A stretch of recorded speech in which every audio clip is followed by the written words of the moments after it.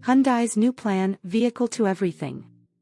Right now, despite some whisperings from Ford and other OEMs, that shiny new EV in your driveway only operates in one direction. No, we're not talking about a lack of reverse gears like an F1 car. 1 second, before we start the video, kindly subscribe to this channel. That will motivate us to make more videos like this. Your support is very important for us. Only, you can help us to reach the next milestone. Now, let's get started. Instead, we're talking about the flow of energy. Here's how it works right now. Power is made in, insert manufacturing method here, then it runs through some fancy electrical witchcraft, ultimately ending up at the very tip of that charger you're about to toss into the side of your Hyundai Ioniq 5. Hyundai calls the plan, vehicle to everything.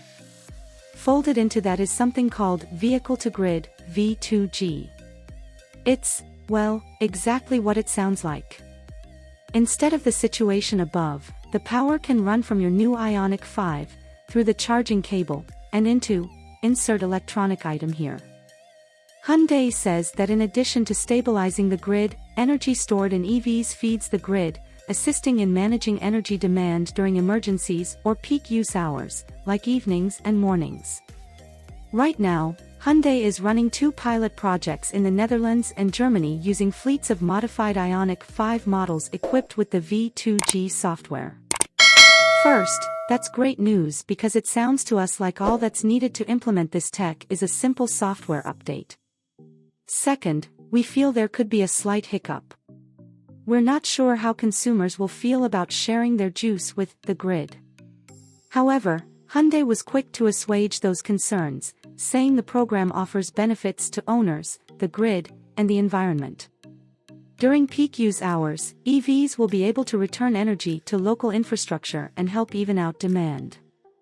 That means lower charging costs for owners. Additionally, this tech could help decarbonize the way we get our energy. Electricity generated from renewable energy sources can be stored in EVs, then put back into the grid, cutting out some dirtier methods of producing electricity. The biggest benefit to owners will be that your EV will be able to power larger appliances or even a home. Right now, we're going to have to wait to see how those pilot programs in the Netherlands and Germany go. Those findings will influence how this tech spreads to cars like the Ioniq and Kia EV6, which we imagine will use the same V2G tech. They're the same company, after all. And if Hyundai and Kia can share, can't we all share a little bit of energy to make things greener?